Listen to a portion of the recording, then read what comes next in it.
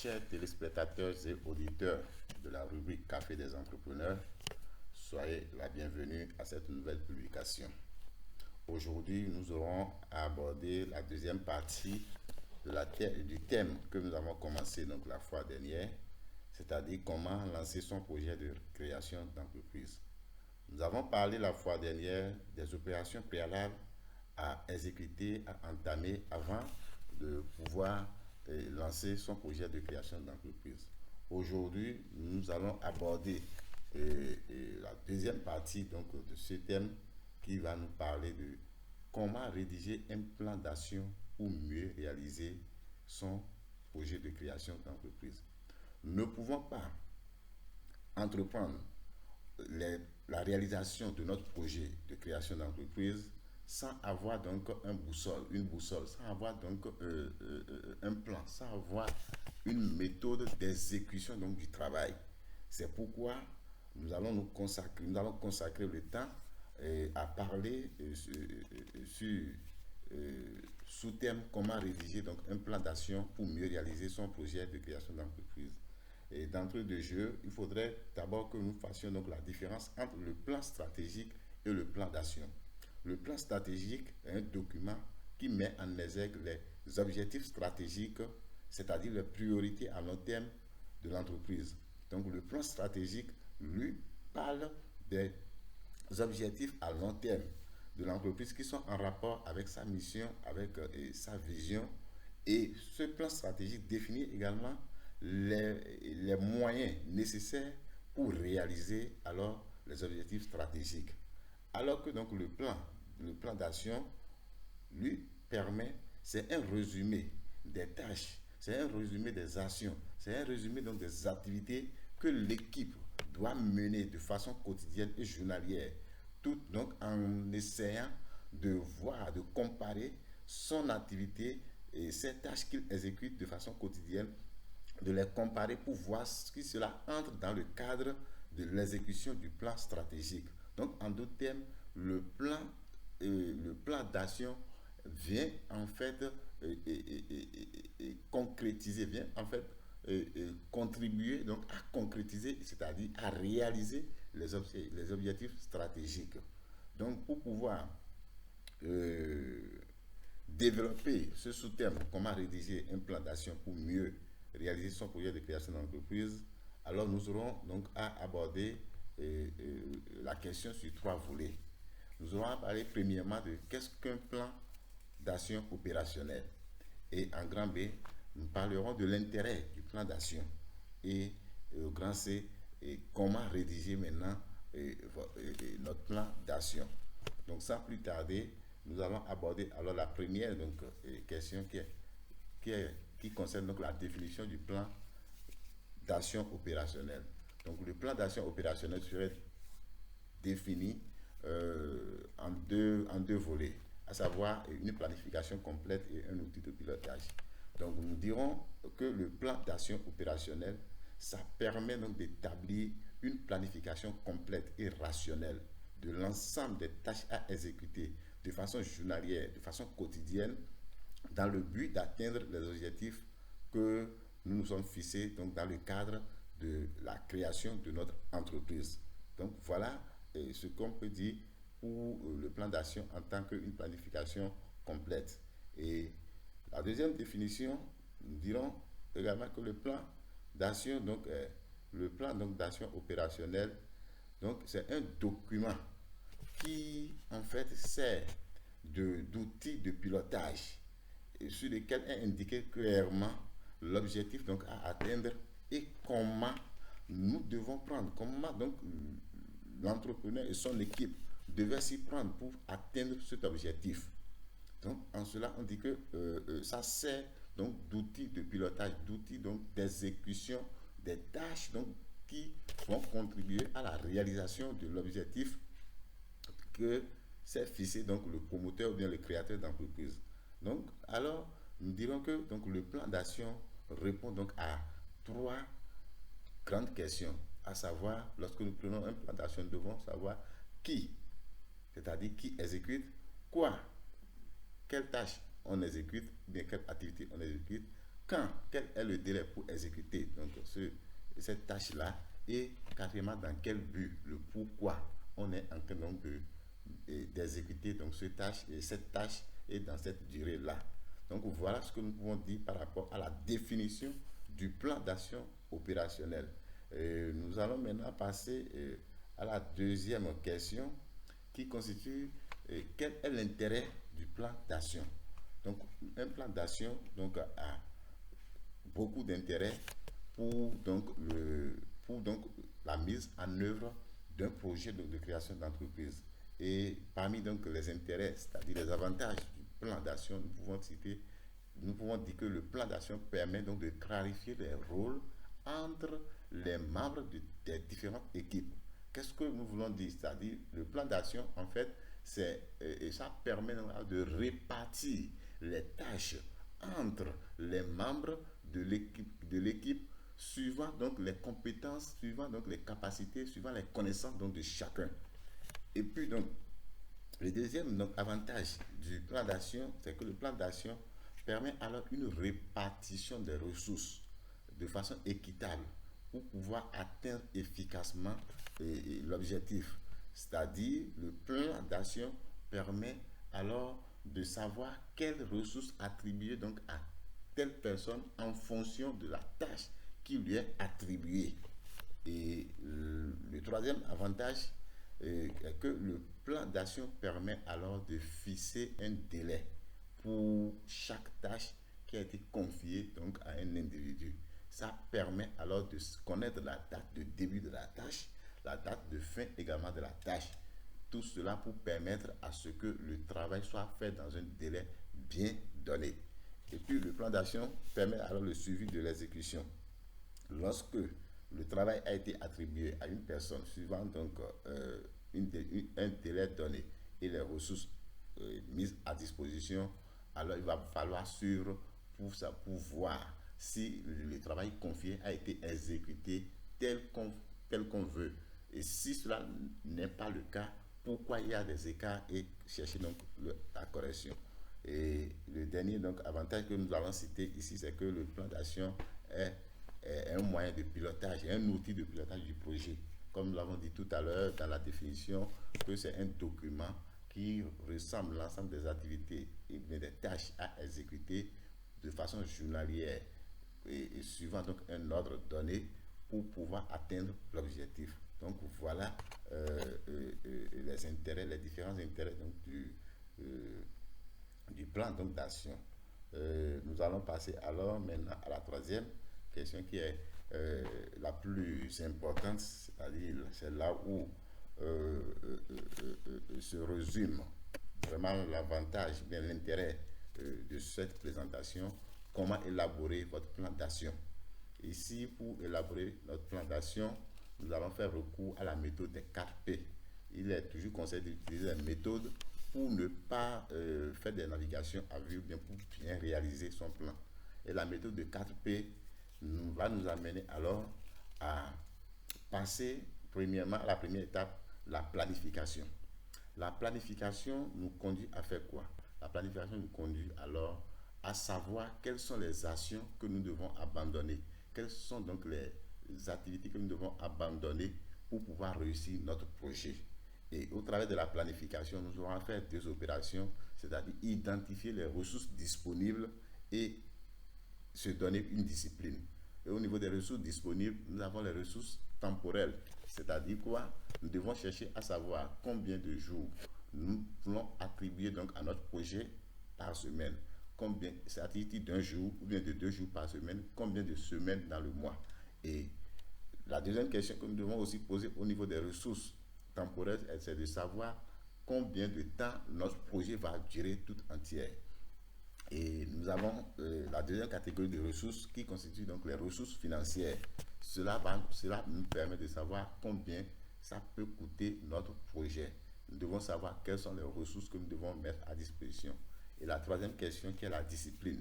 Nous savons que rien ne peut être fait sans la discipline. Et la discipline ici va nous amener alors à savoir quelle activité, quelle tâche nous devons faire et quelles tâches nous ne devons pas faire. Quelles tâches nous devons prioriser et laquelle nous ne devons pas mettre l'accent. Donc, à la première étape des méthodes des 4P, à la première étape, c'est-à-dire l'étape de planification, nous devons arriver alors à savoir quelles sont donc les ressources nécessaires pour réaliser notre projet et en même temps quelles sont les tâches que nous devons mettre en pause pour pouvoir réussir notre projet. Je m'explique. À ce niveau, nous devons savoir si nous choisissons par exemple de consacrer notre temps à la réalisation de notre projet, alors nous saurons que nous n'aurons pas de temps peut-être à aller se distraire, à aller se balader. Donc lorsqu'on fait un choix, on dit oui à un choix, c'est-à-dire qu'on renonce donc à quelque chose pour pouvoir réaliser.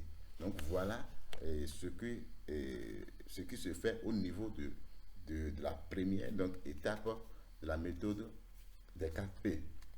La deuxième étape, c'est le périmètre. Nous savons que tout projet donc, a un périmètre et le périmètre d'un projet est défini donc, par un triangle nommé QDC.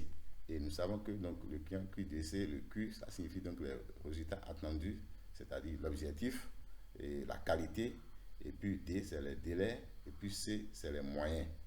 Et qu'est-ce que nous cherchons ici?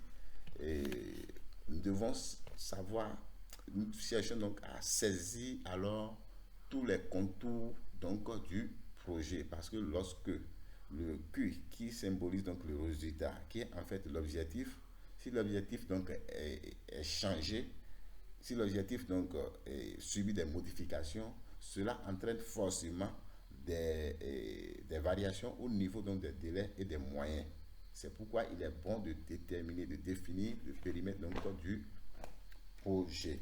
Et pour pouvoir définir de façon efficace le périmètre donc, du projet, nous devons faire alors recours à l'outil QQOQCP.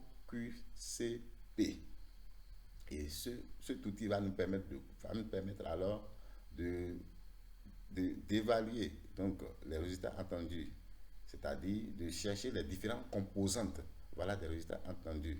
À savoir, la première question c'est quoi? Quel problème nous voulons résoudre? Et pourquoi ce problème est existé? Quelle est la solution que nous avons? Donc quoi? Ça nous amène à répondre à cette question. Et la deuxième question nous amène qui? C'est-à-dire quelles sont les personnes qui vont intervenir dans ce projet, quelles sont les personnes qui vont exercer donc les activités, les tâches que nous aurons menées pour pouvoir réaliser le projet. Et puis le où, c'est dans quel environnement nous allons réaliser ce projet. Cela permet alors de définir l'objectif du projet. Et maintenant, le D, qui est les délais, ça répond à la question quand. La question quand nous amène alors à fixer une durée pour chaque tâche et de fixer donc les dates de début et les dates de fin pour chaque tâche. Et cela alors va nous amener à pouvoir évaluer le délai d'exécution du projet.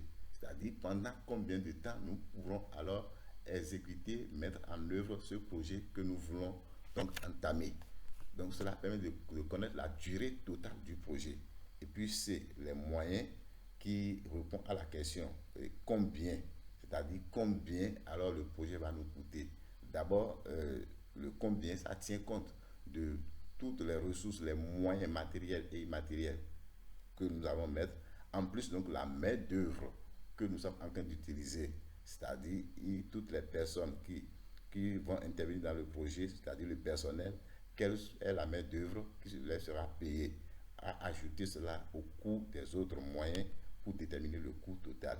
Et nous avons une question subsidiaire qui est est-ce réaliste, c'est-à-dire on veut savoir si ce projet peut vraiment être réalisé. Et ça répond à la question pourquoi. Le pourquoi va nous amener à savoir est-ce que les moyens dont nous disposons avec l'évaluation qui a été faite en haut, est-ce que cela permet effectivement de réaliser le projet ou bien ce projet serait utopique. Donc voilà premières lettres P de la méthode des 4 P. Nous allons aborder les deux dernières. La troisième étape parle de la priorisation. La priorisation, en fait, ici, va nous amener à pouvoir catégoriser les tâches, à savoir les tâches qui sont plus importantes que les autres, et pour pouvoir savoir sur quelles tâches nous devons nous concentrer, nous devons mettre donc les moyens pour pouvoir réaliser notre projet. Et pour y parvenir, il y a plusieurs techniques et la méthode PET qui est utilisée donc en mathématiques appliquées à l'économie. Mais ici, nous voulons faire l'usage d'un outil que nous appelons Moscow. Moscow, en fait, c'est un outil qui a été développé pour pouvoir définir donc les différentes catégories de tâches. C'est ainsi que nous avons les tâches impératives. Ce sont des tâches nécessaires sans lesquelles le projet serait un échec. Et pour les définir, alors on se pose la question, must do, je dois faire, je dois faire. Donc c'est des tâches qu'on doit faire. Et la deuxième catégorie de tâches, c'est les tâches non critiques. Ce sont ces tâches qui apportent de la valeur au projet, mais si on ne les exécute pas, cela ne va pas avoir assez d'incidence sur le projet. Donc pour pouvoir déterminer cette catégorie donc, de tâches, on parle de should do, c'est-à-dire je devrais faire, c'est-à-dire des tâches qu'on devrait faire. Et qu'on devrait faire.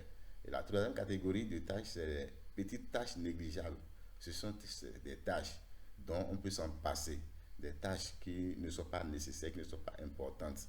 Et pour pouvoir donc développer ces tâches, il faut recourir alors, il faut poser la question could je pourrais faire. Je pourrais faire. Donc, et la quatrième tâche, c'est les tâches réservées. Ce sont des tâches qu'on peut mettre en pause, des tâches qu'on peut mettre en réserve pour pouvoir être utilisées à la longue. Donc ces tâches sont des tâches qu'on ne doit pas faire. C'est pourquoi la question qu'on pose ici, c'est want do. Je ne dois pas faire. Donc la priorisation, alors, avec cet outil nous permet alors de définir et de faire une liste des tâches impératives qui sont des tâches sur lesquelles nous devons nous concentrer pour que notre projet devienne une réalité. Maintenant, le dernier P qui est la progression. La progression, en fait, constitue donc de pouvoir de constater l'évolution dans la mise en œuvre du projet. Donc, cela fait appel à l'exécution des tâches. Et pour pouvoir constater réellement la progression de la progression alors de la réalisation du projet, il faudrait que les tâches qui ont été confiées, les tâches confiées donc aux différentes personnes soient vraiment il faudrait que donc des gens soient responsabilisés. Il faudrait que pour chaque tâche, il faudrait que des gens soient responsabilisés.